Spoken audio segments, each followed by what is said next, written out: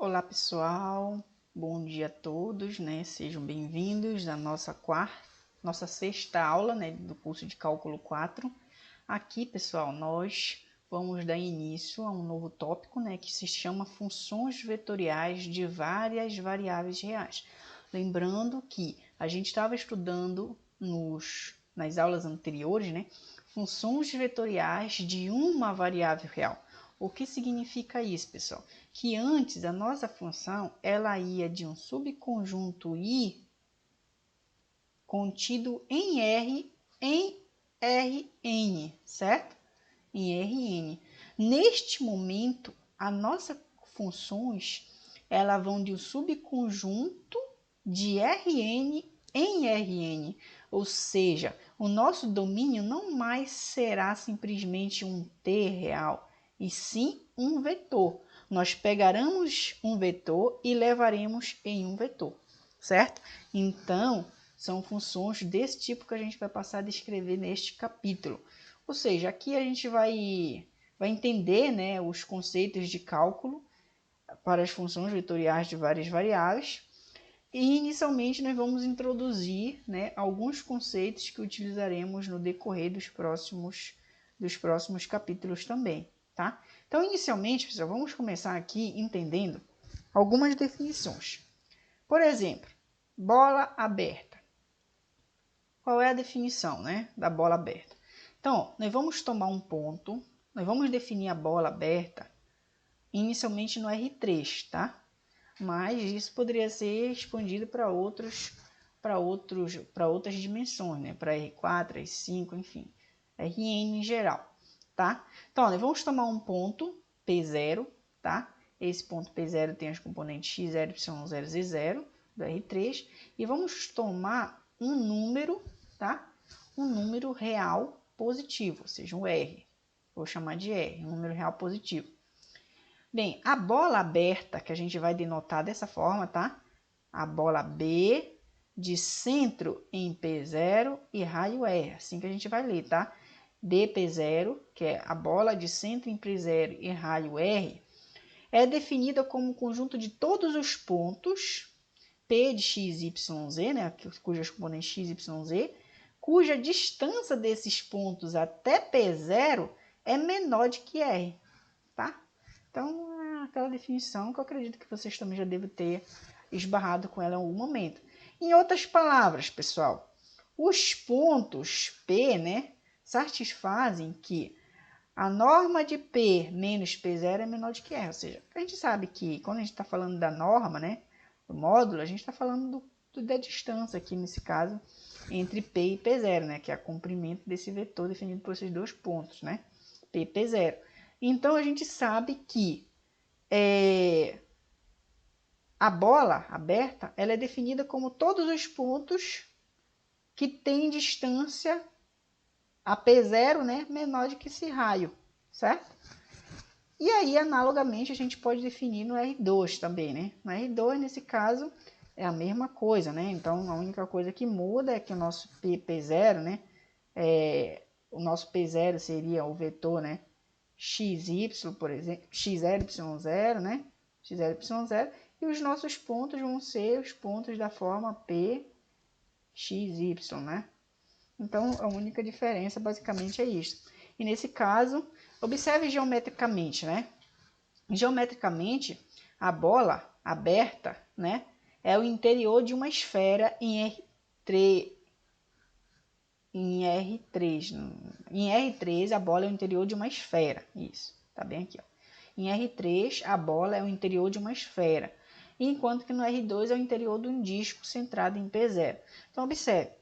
Por exemplo, bora a gente imaginar que a gente está no R3, bem aqui, né? R3. Então, tomamos um ponto P0, certo? Bem aqui, ó, que tem componente x0, y0, z0, certo? Z0. Então, aqui está o nosso ponto P0. Sobre esse ponto, a gente abre um raio, tá? A gente abre um raio. Só que aqui, pessoal, existem várias direções, né? Vinda em várias direções.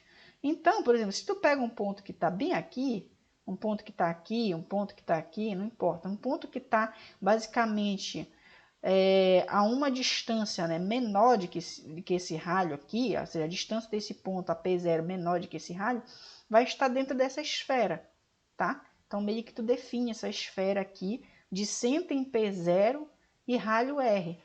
Então, no R3, a bola aberta é o interior dessa esfera. Por que eu cortei aqui a fronteira, né, dessa esfera? Porque a bola é aberta, né? Então, ela não contém a sua fronteira, certo? Então, a gente... No R3 é isso. E no R2, pessoal? No R2, ou seja, os pontos da bola, a bola vai ser o interior, né, desse disco aqui de centro em P0. Então, o ponto P0 vai ter as componentes x0 e y0, né, no R2. E aí tu dá um raio e sobre esse raio tu traça, né? Tu traça esse círculo, né? Esse disco aqui, né? Todos os pontos que estão dentro desse disco são os pontos que estão, nesse caso, na bola aberta do R2, né? Tá? E assim, digamos, aqui a gente só consegue visualizar até o R3, no R4 para frente a gente não consegue, né? Mas a ideia é essa, tá? Perfeito, pessoal. Então, de forma análoga, pessoal, a gente pode definir também a bola fechada. A única diferença, se a gente for olhar para cá, é que agora ele vai conter a sua fronteira, ou seja, a fronteira vai fazer parte. Então, se você fosse visualizar aqui no R3, seria a esfera, né? A esfera aqui, não mais o interior da esfera, mas a esfera toda, contendo inclusive esses pontos que estão aqui na fronteira. E a mesma coisa para cá, não mais o interior do disco, mas o disco, né, de rádio R.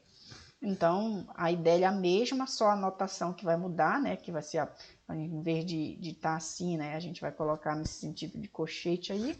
E no caso seriam todos os pontos do R3, pois a distância dele para o ponto P0 fixo é menor ou igual a R. Nesse caso ele pode ser igual ao raio, aí por isso que já vai conter a fronteira aqui, tá?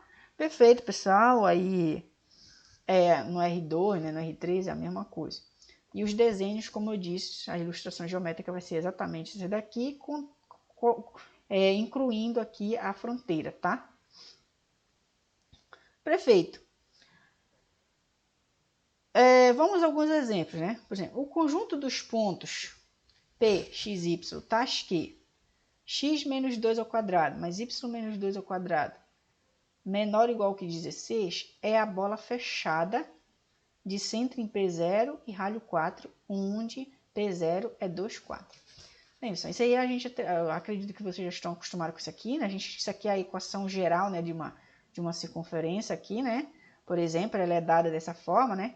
X menos A, né, ao quadrado, mais Y menos B ao quadrado, igual a R, igual a R ao quadrado, certo? Onde AB, nesse caso aqui no R2, né? AB é o centro, tá? É o centro da circunferência. Então, quando tu olha para cá, ó, quem está fazendo o papel de AB? 2, 4, né? 2, 4. Então, isso aqui seria a bola, né? No caso no R2, a bola. Por que fechada? Porque aqui a gente está usando menor ou igual, né? E esse 16 a gente pode escrever como 4 ao quadrado. Aí a gente cai exatamente aqui. Então, isso daqui descreve para a gente essa situação, né? A bola fechada no R2, cujo centro é esse P0 aqui, né? Como eu disse para vocês, é 2, 4, 2 no X, 4 no Y, e raio 4, porque eu posso escrever aqui dessa forma, e raio 4. Então, basicamente, seriam todos os pontos que estão, né? Todos os pontos que estão aqui dentro vão satisfazer aí essa equação aqui, essa desigualdade, tá? Perfeito. Então, vamos continuar aqui. Outro exemplo, 2i, né? O conjunto dos pontos x, y, z, tais que x menos 1 ao quadrado, mais y menos 2 ao quadrado, mais y menos z menos 2 ao quadrado menor que 1, o que seria, pessoal? É a bola, né? É a bola aberta, onde o ponto P0 é 1, 2, 2. Na verdade, é a bola, né? Observe, é a esfera, né? No caso, estamos no R3 aqui nesse caso. Então, a bola aberta seria a esfera, né? A esfera a esfera de centro nesse ponto P0 e raio 1, porque aqui a gente poderia escrever como se fosse 1 ao quadrado. E observe que a equação geral da esfera também, né? A equação geral, ela vai acabar tendo essa equação aqui, né? X menos A ao quadrado mais Y menos B ao quadrado mais Z menos C ao quadrado igual, tá? Igual a 1 ao quadrado. Isso aqui seria a equação da esfera, da borda lá, né? Da borda. Mas aí, nesse caso aqui, como a gente tem aqui essa equação menor de que 1, então todos os pontos que satisfazem que isso aqui fica menor de que 1, estão dentro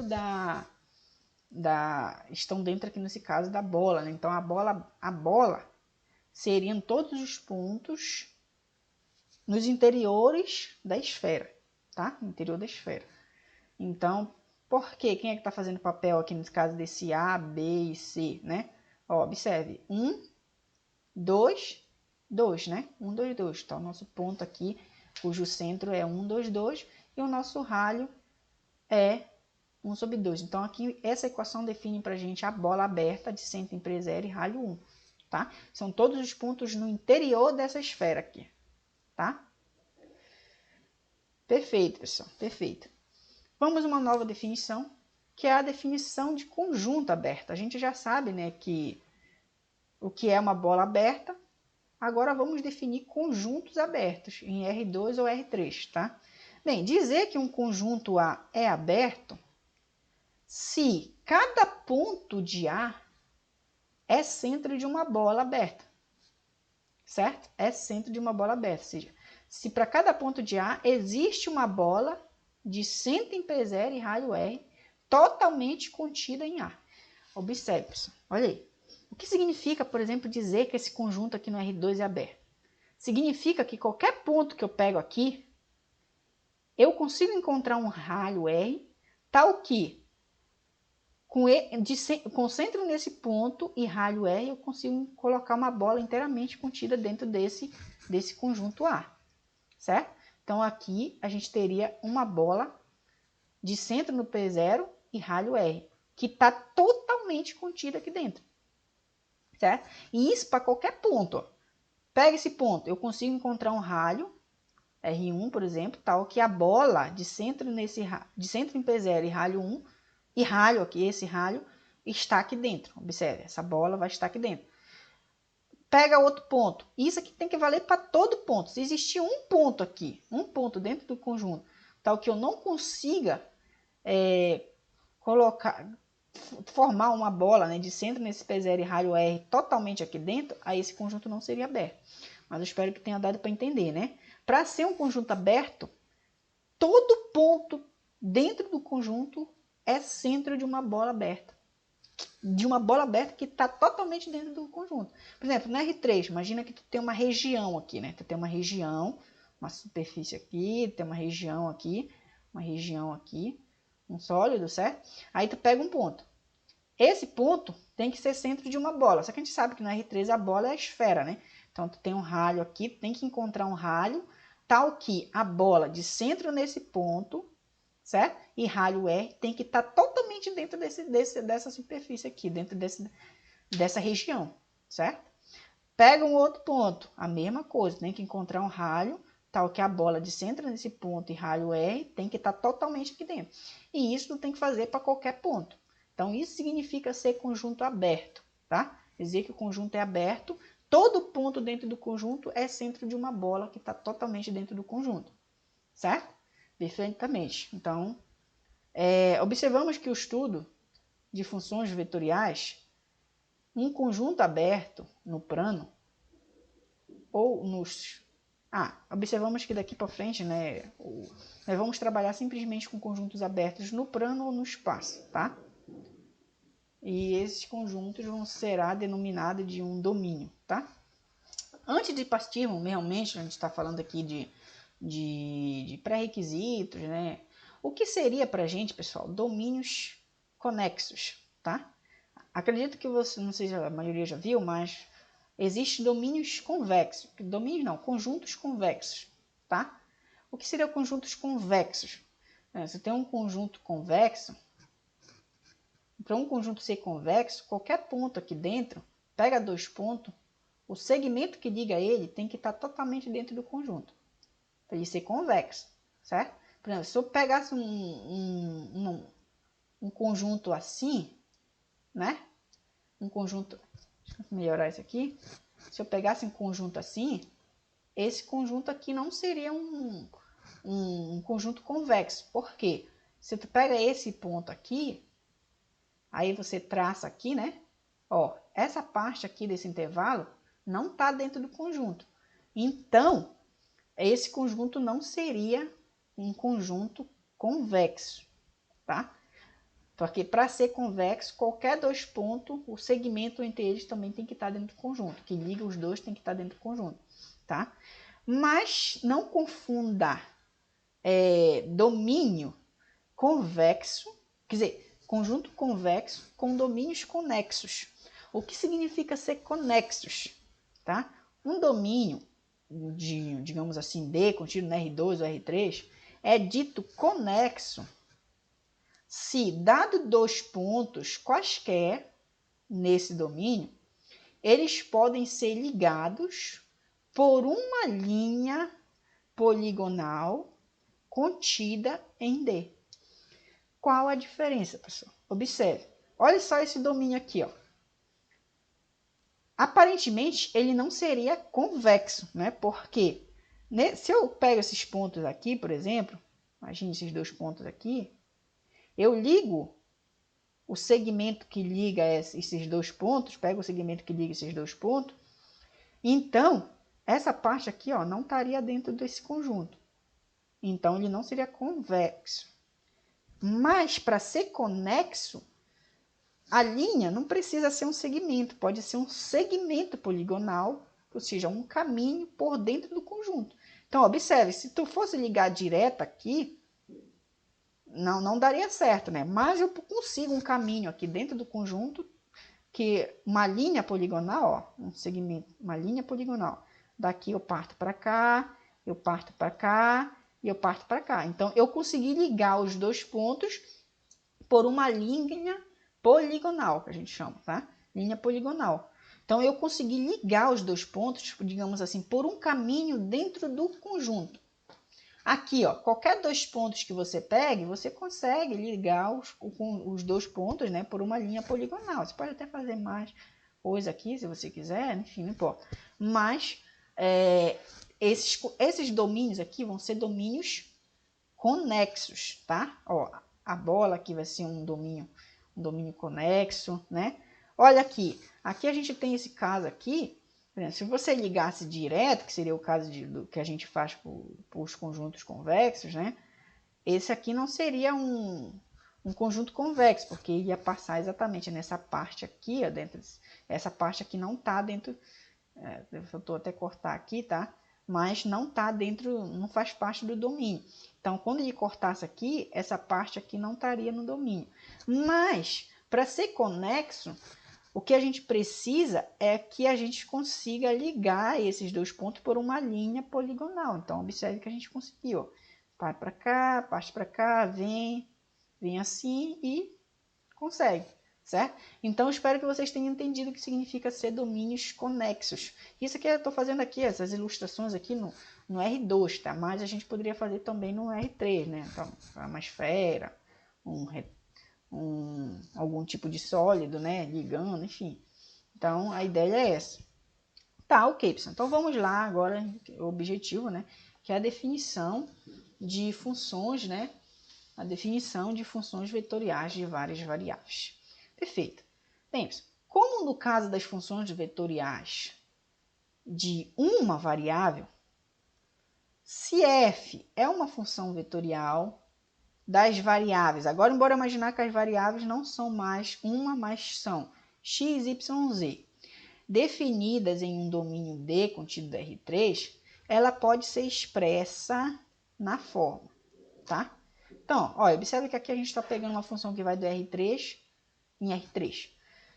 Então, a nossa função vetorial, nesse caso, que não mais depende de t, tá? faça a comparação do que a gente estava fazendo antes. Antes, a gente definiu função vetorial de uma variável. Então, a gente pegou um subconjunto I do R e assumiu valores, por exemplo, na R3, tá? Onde para cada T em R, o F de T, tá? O F de T seria uma função aqui, né?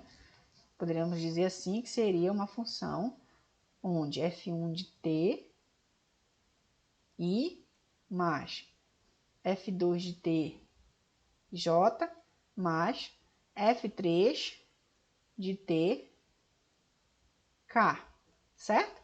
Então, associava um vetor no R3, onde os componentes do vetor seriam funções de T, certo? Perfeito. Qual é a diferença aqui, pessoal? É que agora o nosso domínio não mais é o R2, quer dizer, não é mais o R, é o R3, nesse caso, né? Poderia ser o R2, Rn no geral, tá? Mas observe, a única diferença é que eu não vou mais estar passando T, eu vou estar passando um ponto no espaço, que é x, y, z. Então, se eu estou passando um ponto no espaço aqui, essa função aqui vai ter componentes, vai estar associando um vetor no R3, igual como a gente fez aqui, F1, F2, F3, né? Só que agora essas funções escalares F1, F2, F3 não mais dependem só de T, elas vão depender de x, y, z, x, y, z, x, y, z, certo? Então, essa é a diferença. Quando a gente está trabalhando agora com funções vetoriais de várias variáveis, tá? Nesse caso aqui de 3 variáveis, então, tu vai pegar um ponto no espaço, no plano, enfim, na dimensão n, e vai elevar a um vetor, onde esse vetor são funções desse ponto, tá? São funções do ponto do domínio. Ou seja, a primeira componente vai ser F1 aplicado no ponto do domínio, a segunda componente vai ser F2 aplicada no ponto que você pegou, a terceira componente do vetor vai ser F3 aplicada no ponto que você pegou. Nesse caso, daria um vetor do R3, porque observe, quando você calcular a F1 no ponto x, y, z, a F2 no ponto x, y, z, a F3 no ponto x, y, z, isso daqui vão dar números. Por quê?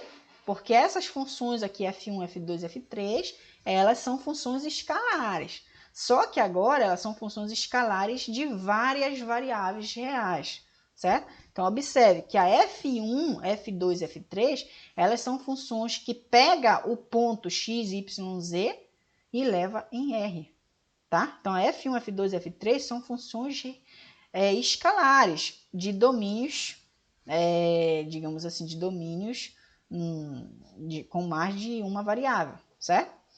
Então, essas funções aqui a gente estuda lá no cálculo 2, que são funções de mais de uma variável, tá?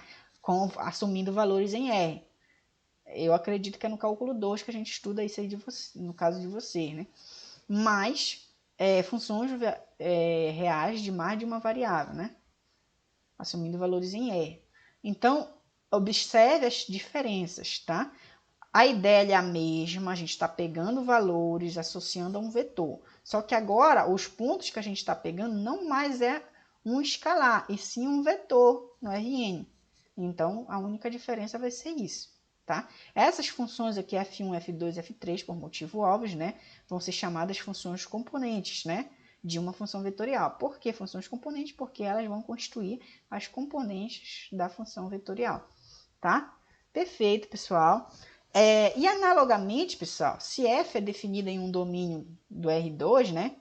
Claro, a nossa função agora ela vai ter essa cara, né? Então, se ela está no domínio do R2, a gente vai pegar um ponto, ou seja, a nossa função ela está indo de D contido em R2 em R3, nesse caso aqui, né? Nesse caso aqui, percebe que a gente está associando I e JK, né? Então, R3. Então, a gente pega um ponto aqui, que é um ponto XY, né? E vai associar a um f de xy, tá? Onde esse f de xy é dado dessa forma. F1 aplicado em xy, F2 aplicado em xy, F3 aplicado em xy na direção de k, que vai formar esse vetor aqui, tá? Perfeito, pessoal. Vamos a alguns exemplos para a gente fixar melhor. Então, olha, analisamos inicialmente essa primeira função. Ó, é uma função vetorial, f, que depende de x, y, z, então o domínio dela está contido no R3, certo? E está associando valores também em R3, observe, x e jk, também em R3, tá? Então, quem são que a gente pode escrever dessa forma, né? xe, xy, 2 raiz de z. Bem, essa é uma função vetorial definida em todos os pontos do R3, tá? Tais que o z é maior ou igual a zero. Por quê? Porque observe que aqui, na terceira função, né? A gente está calculando a raiz de z. A gente sabe que a raiz quadrada só pode ser calculada em valores maiores ou igual a zero, certo? Então, o domínio da função, igual como a gente estudou antes também, né? Ele constitui, digamos assim, como o maior domínio em que faz sentido calcular todas essas funções escalares aqui, certo? Então, é a mesma coisa que a gente estava fazendo antes, né? Então, como o domínio dessa daqui só funciona para o z maior ou igual que zero, essa daqui funciona para qualquer xy, para qualquer xy, aqui só tem uma restrição para o z, tá? Então, o domínio vai ser todos os pontos do R3, tal que o z é maior ou igual que zero. E as suas funções coordenadas, se a gente olhar para cá, quem é que está fazendo o papel de F1? Tá aqui, ó. Quem é que está fazendo o papel de F2? F3, né? A gente tem aqui F1 de x, y, z é x, z.